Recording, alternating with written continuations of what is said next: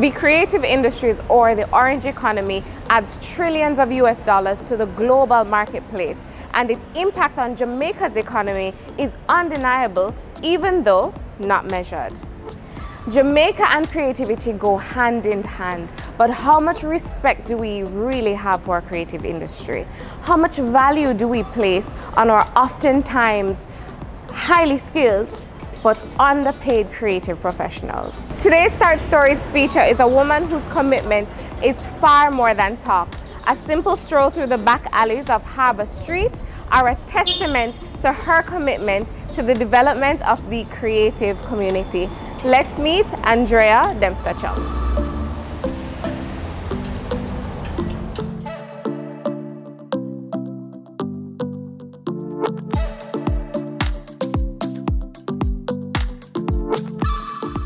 Here we are.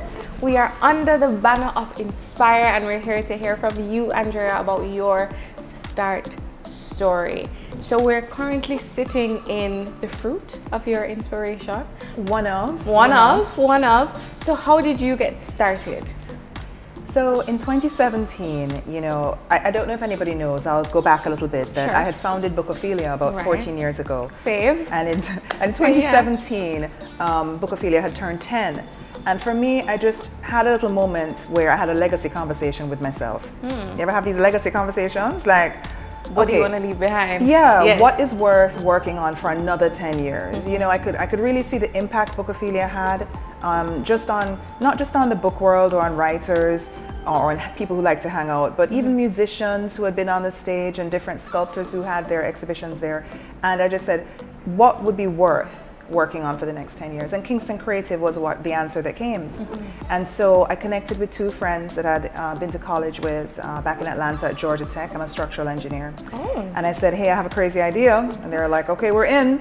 And so we started off by first, you know, planning it out, really creating a vision, creating our mission. And then, you know, 4 years later, here we are, almost to the day. It's February 2021. Yeah, wow. And almost the anniversary of a fantastic idea. You said you're a structural engineer. How did you fall in love with creativity? I mean, the space that we're in is immaculate. People can look online and see what it looks like. So how did you, as an engineer, I feel like, you know, structure and logic, and how did the creative fire in you get lit? Well, I am a creative first. So I'm one of those who would have gone to the Sorbonne to study art if that had been an option for my Caribbean family, but it was not. As it is for many people, it's okay, you can do, that's nice, dear. You can do that as a hobby, but you need to get a job so you can buy one house and one car and support yourself. And I think a lot of creatives, you know, super talented, but creativity isn't really respected in Jamaica. It's not respected for many reasons. Parents who love their kids just cannot see a path. And that's because we haven't created an ecosystem where talented people can come out and just go into what they love. So for me, I was an artist, drawing, painting, that kind of thing, just obsessively. And all through college, same thing. I also love languages, and so went to France on a study abroad scholarship and that kind of thing. But I've always loved everything creative. And so I ended up in engineering because there was nothing else that I didn't hate as much. It's like, I'm not doing medicine, I'm not doing law. So, you know, I ended up in engineering. And actually, I really like to build stuff. I also used to like Legos. So, yeah. So a little bit of creativity mixed in, of course, the structure, the logic. Yes. So love the idea of that. So you met up with some friends, you said, crazy idea. It took you seriously. What was the first... You had your plan in place, you laid out your vision, very, very important. What was your first roadblock? You have this, you've done Bookophilia, so obviously the business aspect of certain things you've managed to conquer and learn from there. And I come from a long line of entrepreneurs as well. My grandmother in Falmouth has a shop, my father has a bakery in Mandeville, my mother has run many, many businesses. So the business aspect was fine. I think the first obstacle is fear. The first obstacle is being terrified to tell the world that you have this idea or that this is what you want to do. Or big, hairy, audacious goal. So, or big impossible goals. Some people call it the BIG. So when you have that, it's like it's filling up your chest. And it's just all you can think about, but you're absolutely terrified to declare it because then you have to do something about it. Then the world holds you accountable for what you have said. And so, I mean, you say, oh, you did Bookophilia, so you wouldn't feel. Yes, you do. You feel scared every single time that you declare your vision. And so I remember in April, I think it was March 2018, we had our first meetup, and it was right downstairs in F&B downtown. Okay. We're in F&B downtown, 107 Harbor Street, and underneath us is a really cool bar and bistro. Yes. And we had our first meetup there, and that's where we first publicly said we want to create an art district where there was nothing and there's no money. And we said, we want to raise $20 million for this. And then somebody from the Gleaner was in the audience, and she actually printed it on the paper. I was like, oh my God, no, this is the worst. You can't take it back, there's no going back. This is the worst, right? So I guess we got to raise this money. Yeah. So I think that is the first obstacle that you will raise and find, and it's within yourself. And it's the first thing you have to overcome. You have to be able to declare it and let the world hold you accountable for your vision. Oh, and hold you accountable, I think people have, and you've risen to that occasion beautifully. So you set out your vision. I like to go through the steps because a lot of times we have a disconnect in terms of we think about, okay, I want to achieve this goal, and I write it down on paper, and then we forget that sometimes even in the midst of creativity, some amount of strategy and some amount of logic and what have you is needed. So we are in a really trying time for creatives, a really trying time for entertainment. However, you have managed in 2020 to have so much impact. Had the chance to review a presentation that you did for your team, and tell us a little bit more about what you've been able to accomplish last year. Well, 2020, it started off nicely. We won the Gleaner's National Honors Award for Arts and Culture, and we're like, oh, this is great. And then nobody could have expected what came next, and we very quickly found out, are we resilient? Are we about our community? What are we about? Because it would have been very easy to put our projects on pause and claim Corona. We'll just pause. Right. But we pivoted really quickly. I know everybody's sick of that word, but we immediately went to digital. We didn't miss a beat because we have monthly events. Right. So the very next month, we just went virtual with our events, and we started surveying everyone to see what are the needs, how's everybody doing, who needs emergency assistance now. And then we started feeding those surveys back to the government, back to any decision makers that we could find.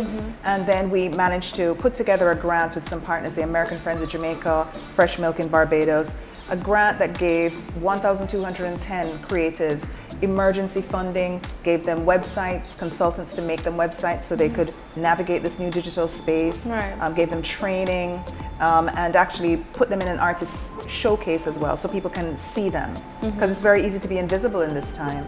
So, we managed to give some support to our community. And then after that, we went back to our plans and we said, well, let's open that Creative Hub anyway.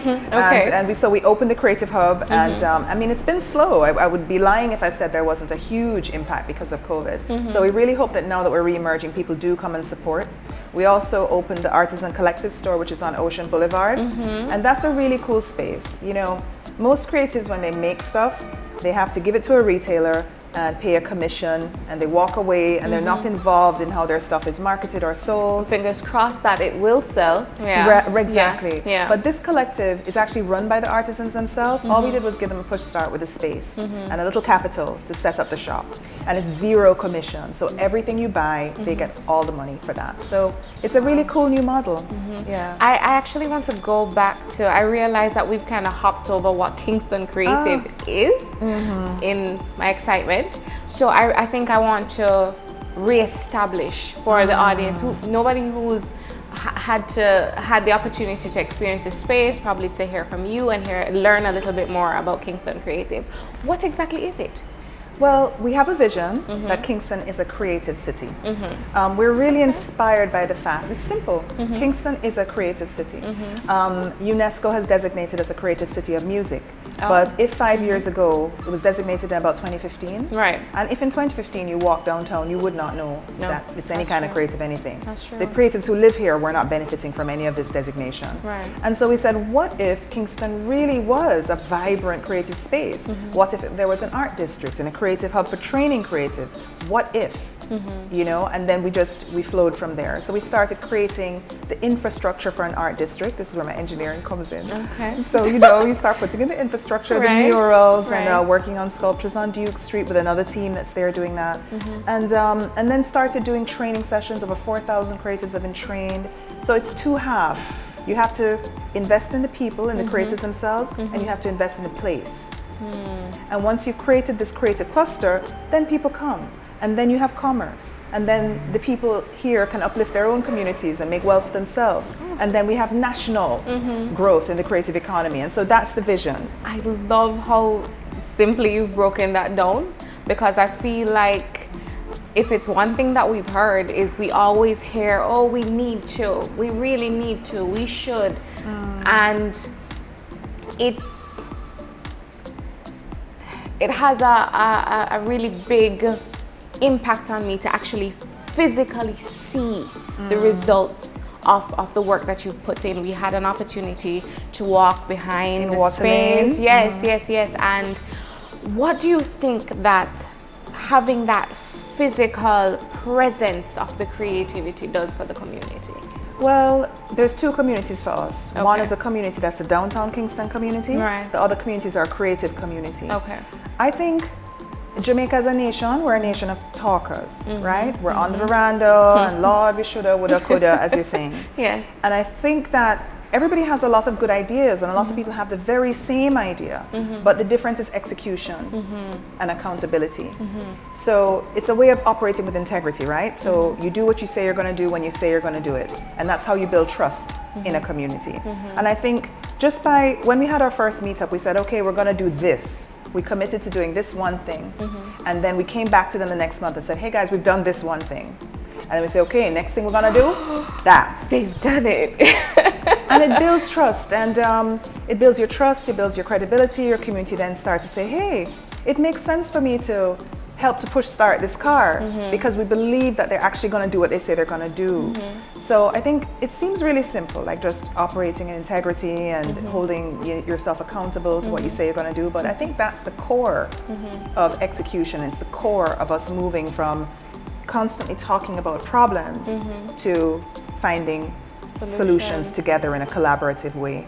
And wow, as in you've just hit on such an important thing, doing what we say we're going to do when we say we're going to do it. Yeah. Exactly. Integrity. So for individual creatives, I feel like perhaps I'm hopping all over the place, but I really want us to look and explore everybody's role, essentially. So you have come in as a citizen, as a person who had a goal, had a vision, and possibly had a network that could support you in your goal. So how is it that creatives themselves can prepare themselves for some of the opportunities that I'd love you to share? Okay. We're going to talk about that, but how can creatives prepare themselves for the opportunities? I think we focus a lot on the challenges, and challenges are there, there's no question. Yeah. How can we prepare ourselves to take advantage of the opportunities that obviously are in the pipeline? Okay. I think the key to this is collaboration. There's what we're working towards overall is not just, we have an art district, or we have a creative hub and we're training people. We're working towards having a healthy creative ecosystem. That means in 50 years, when the next Bob Marley is born, there's steps for him to take. There's venture capital, there's people who want to invest in him, there's people who are going to write about what he's doing, messengers of the brand. There's spaces and venues fit for purpose that he can perform in this country. There's training that he can get, he or she, could be female. And also there's a space where they can work and form a little business and be entrepreneurial Right. So the ecosystem has these different things. When you look at countries, remember, I think you were speaking about in the intro, about countries that really monetize their creative economy. The UK is a really good example, 11.5 million pounds per hour from the creative economy. Wow. And they're nowhere near as creative as us. Those countries have 6 things in place in terms of the ecosystem. The funds, the space, the venue, the training, the messages, the brand, and the think tanks and research. So that's the holy grail. That's what we're working towards.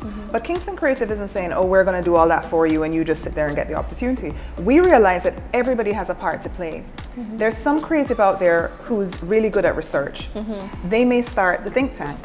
There's someone out there who's has a passion for maybe their father left them an old building downtown. Make that into an artist studio space, and rent that. There's someone out there who is able to teach about pricing. They're really, really good at like pricing models or music distribution. Come to the hub and teach those things and train others. So I really believe that, and there's a banker somewhere who maybe used to be a guitarist, gave it up, now sitting in banking. I mean, start a fund for creatives. You know, so I believe that everybody can play a definite role in what is happening to create that ecosystem. Once you know this is where we want to go, we want to go to where Jamaica is making money from its talent. Like I always say, we're too talented to be poor. Yeah, I mean, it's just a reality. People ask me all the time, when you talk to foreign people, they're like, I don't understand why. Because they are amazed at our talent. Yeah? Right. And so we just haven't learned that trick of monetizing and keeping the money in Jamaica. And the answer is the ecosystem. So I hope that all creatives kind of really take a look at what role they could play, step up, collaborate with others. Don't be afraid to partner with others. We tend to be pretty competitive here. I mean, it's great when it's in athletics, but not so great when it's in, you know, such a small area where we all could support each other to grow. You know, so I think collaboration definitely is very, very important for creatives. I don't mean to interrupt, but I want to hop on that very simple but very profound point of collaboration. Like there is a fear of theft of intellectual property. Somebody are gonna steal my idea. Yes, they're gonna steal your idea, or you find that sometimes when money gets involved, relationships dissolve, right? How does Kingston Creative and the ecosystem that you have, how are you planning to put things in place to kind of help address things that are not so much infrastructural, but infrastructure based, but more or attitude or of our community or creative community? Yeah. I think you'd lead by example. We have tried several partnerships and some don't work because some people don't want to collaborate. They are happy to have the piece of the pie they have and they're not interested in collaboration. And that's fine. But you have to find those who are willing to work with you. In terms of some of the things you mentioned, okay, let's start with the somebody a thief my idea. Yes. Because I hear it so often. That's a big one. But ideas are not actually worth anything, okay? Now, I'm a thinker, I'm a reader, I'm a big reader. I'm not saying ideas don't matter. Yes. Ideas matter, but execution matters more, right? So I remember when I opened Bookophilia, every week somebody would come in and say, you know, I wanted to open a bookstore. I had the idea. No idea is unique. So whatever idea you think you have, someone in South Korea has thought about it, executed it. Someone in Australia thought about it, executed it. Your ideas are not that unique. If they are, off to Jaipo, write them down, document them. I personally always document and date. That way there can't be any confusion. Right. I met with you on this date and guess what? I'd written this up the day, a month before. So there can be no clarity, no lack of clarity on that. So documentation, making sure you have proper contracts in place. And those are things that we do teach through the hub. There'll be classes on IP protection. We had some last year. So there are things you can learn. But as you said, it's more attitudinal. Yes. You know, we have to shift our understanding. Right now, I think we have a little window. Having gotten a bit of momentum, gotten people less terrified about downtown, people now believe it's investable. People are now saying, oh, creative entrepreneurship is a thing. Yeah. Oh, so creatives can count up and they can make money too? Right, okay. right. There's a little, a little movement happening now. And I think some belief, perhaps? A little belief, a little hope, a little shifting in how people think about the creative industries. Even beyond just calling it entertainment, like a background thing, and realizing it's a big business. Right. I think it's a time now for us to come through this window. We have a little window of opportunity, and we need to unite and come through the window. We can't be fighting with each other because the window will close. Exactly. So I think once people realize, that there's a benefit to coming together and a benefit to working together, I think we will achieve it. And like I said, you lead by example. We have formed so many partnerships. We're happy to form so many more. We're happy to guide, happy to share. So yeah. I mean, there's no questioning that. This is a little collaboration here happening. Thank you so much for sharing your time with us. You have managed to achieve so much in such a short period of time. I know your vision is huge. Okay. It's here. It's this in your world, but the fact is that we literally are seeing the results that, we're seeing things that people have spoken about for years. How do you get to a point where you're able to get in front of and rope in the stakeholders and the people that you need to provide the resources to make things happen? Because I think that is something that a lot of people say. I have this great idea and maybe I'm able to execute, but only if I had the resources to make it happen. Yeah. How does one do that? Well, the first thing is the biggest resource you need is your team, right? So all of what you're saying has happened through 100-odd people working night and day tirelessly. It's never just a one-woman show. Right. There's a lot of people who really have made this happen. And so your team is very, very important. And how you attract the first resource, which is your people and your tribe, to use Seth Godin's language. How you attract your tribe is by being authentic, by declaring your vision, by allowing everyone to participate in said vision. And then the team's like, okay, great, we're doing this. Because it's their vision too. You're only leading through, we've decided that you can lead. Primo inter pares, which is a leadership motto, first among equals. So you lead from that space, you get your team, that's the first thing. Then the second thing is capital, right? How do you get the capital? Yeah, I think you have to kind of realize that you're not begging anybody anything. If you have an idea that can benefit the country, you're asking for people to invest in something and to be relevant, to do something that will leave a legacy for them too. All of our first 50 sponsors, they understand that if this works, this is a game changer. So they're very, yes. And it's a national conversation, unlocking the potential that we know exists in our people and the creatives that live in the downtown community and what that will do for those communities as well. It's amazing. It's amazing what could happen, right? And I think once your sponsors see that vision and once you have the credibility of doing what you say you're going to do when you say you're going to do it, then people will be able to invest in you. And at this point, I have to mention that for women it is different. A man will put on a suit and attract capital like this. Because they look the part. Right. It's still harder for people to see women. Same way, people look at creatives and don't think that they are intelligent. It's difficult for people to invest in women. Women raise, I think it is 0.4% of all the capital that is venture capital is raised. It's like 0 point something percent. It's ridiculous. But you have to kind of just say, well, that don't apply to me, and just move on. I think you let different people do the ask. Some people can hear this person when that person asks, so you don't have to be the person asking all the time. Send a person who that person can. Yeah, so be strategic about it and have a team that's also advocating for it. But once you get the ball rolling, money attracts money. And results attract money. Yeah. I think that's a big one. Results. People like to see things get done. Otherwise, you're just another person talking about something that you want to do. Yeah, and I think with downtown Kingston, there's been a lot of different, ventures and endeavors, and people are like scarred. They're like, oh, not this again. Oh my God, don't hurt us again. We don't even want to hope. But I think people have hoped, and we're so super, super happy to have all the people on board. The ministry, the KSAC, what we have as a funding model, if I can share the funding model we have. It is a public, private, and third sector partnership. Public sector is your government. Private sector is the companies and corporations, a lot of them who are headquartered right here in downtown. And then third sector is your nonprofits.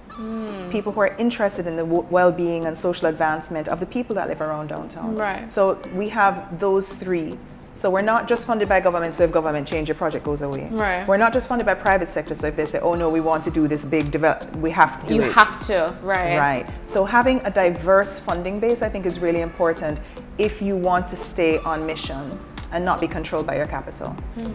And that's really important. I think a lot of people are afraid of getting in investment because they feel, as a creative, you feel that once the money comes in, well, now my vision doesn't matter anymore. They own me. So we have to, you know. Multiple funding sources. Yeah. Or the right investor that allows you to execute on your vision and really believes in it. Committed to your vision as well. Yeah. Amazing. We have heard a lot about what you've achieved. I'm sure it hasn't been easy. So you talked about the first challenge that you have. What is a challenge that you're possibly working on right now, or maybe that you've just overcome that you felt was a major hurdle that could have impacted you outside of course, Corona? What's that challenge, and how do you feel you were able to overcome it? Great question. Our challenge right now is sustainability.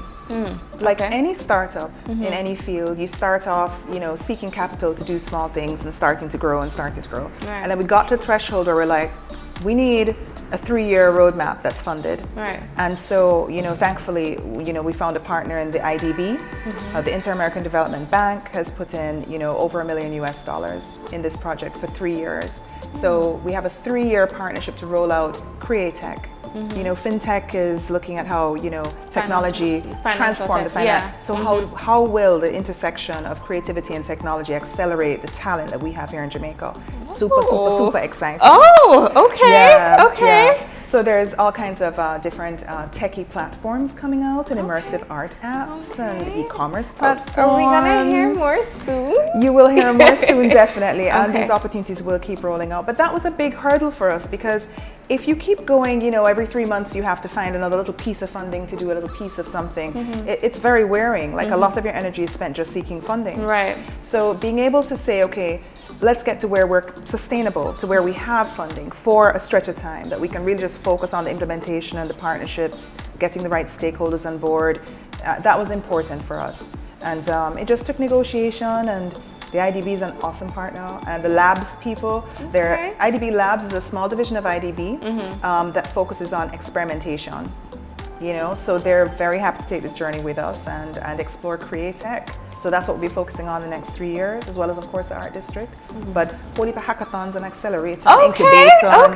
Okay. And lots of global opportunities as well, because that's what they bring to us. They're going to bring the outside in. So connections for us to different, global tech companies and global creative companies. So we're really excited about it. I love the idea of that so much. I think a lot of times we get tied into a box about what creativity and creative looks like. We think the orange industry is just, or designers, or just store photographers, but there's so many. There's game designers, software designers, AR, VR. A lot of our murals in the lane, they're AR enabled.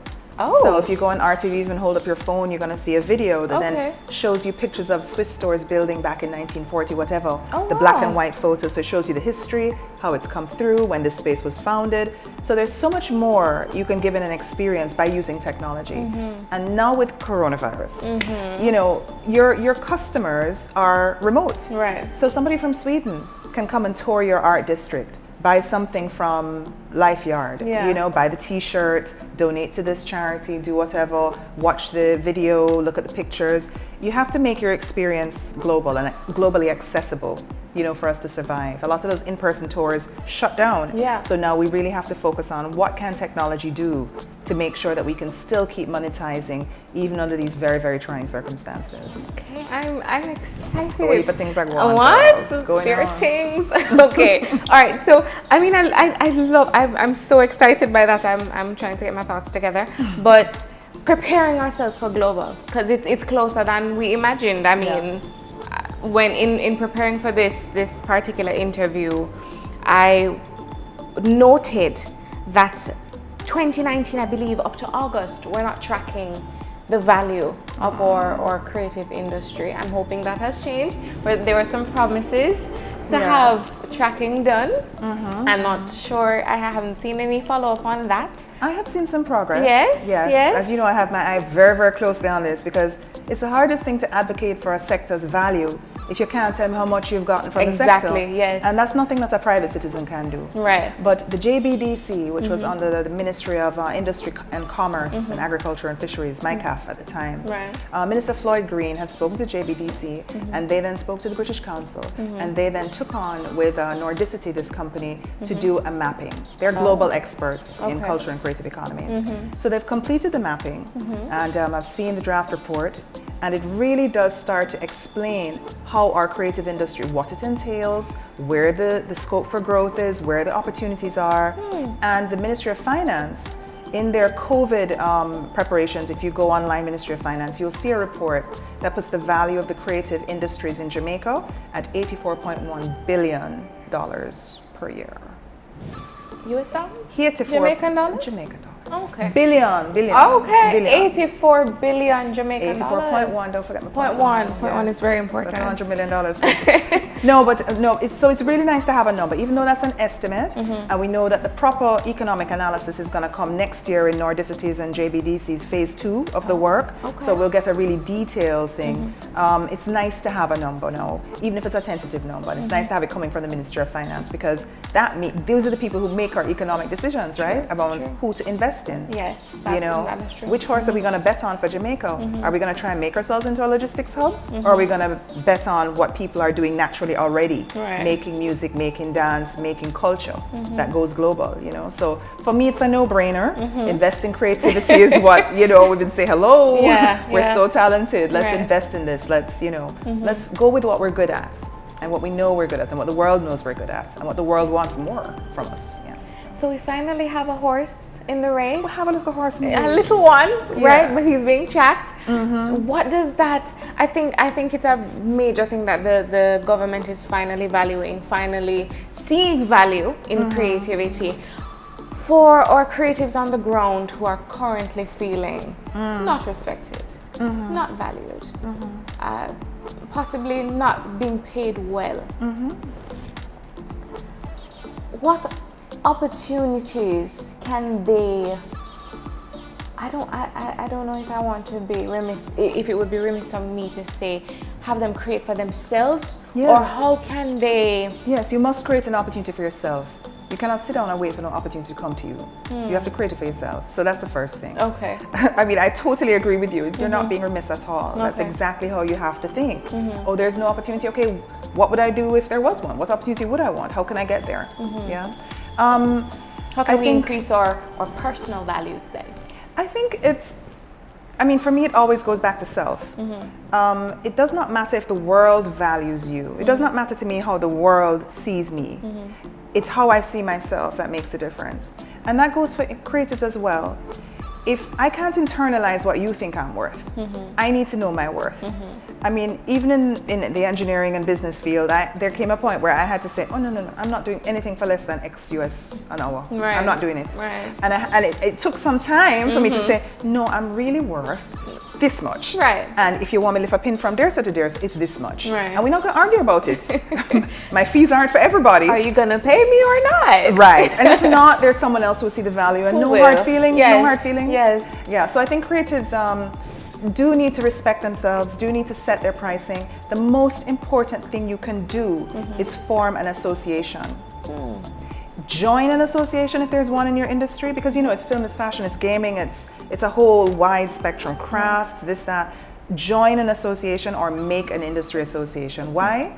Collective action is very important. If you're a graphic artist and say your time value X, but there's Fred over there who's going to sell it out for Y, he's bringing down the whole value of everybody's profession. So, the engineers, for example, they come together and they have their body, their official professional body, and they set certain things. Here are the guidelines, it's how we do business. The architects, same things. You have to register, you have to be, and there's rates for what you do. And I think we just need to professionalize the team. I mean, to put it very plainly. So come together in an association, make sure you all understand your pricing and you teach everybody who's in your field those things so that everybody keeps the thing at a certain level. And then just, execute with excellence. Nobody fall into the trope of, oh, I'm a creative, so I'll show up 20 minutes late. No, be on time. No, this is business. Yes. And money respects certain rules, right? You treat money a certain way, and money treats you good, right? So there's a certain way you have to be in any field, irrespective of whether it's creative or banking or anything. There's a certain way you have to be if you want to attract money, and that is just being disciplined and professional at every single point. Hashtag professionalize the thing. Professionalize the thing, girl. Yeah, not because I'm a creative, so Yeah. don't buy into that. Yeah. Just set up your thing and collaborate with others. Whew. Andrea, you have given us so much to think about, so much to be excited about. I want to know what your future is. Obviously bright. Your vision is major.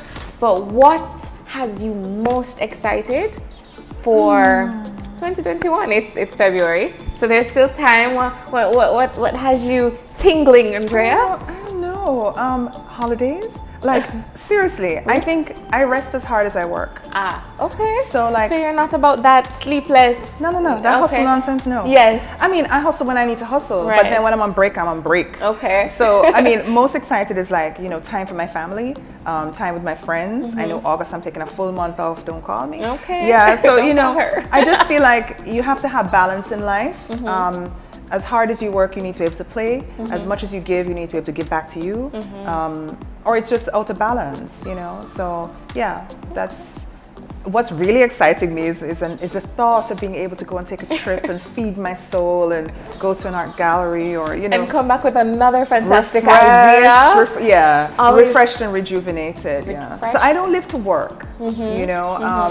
I work because there's a vision that I want to see happen, but I'm not in this hustle. I'm not in that.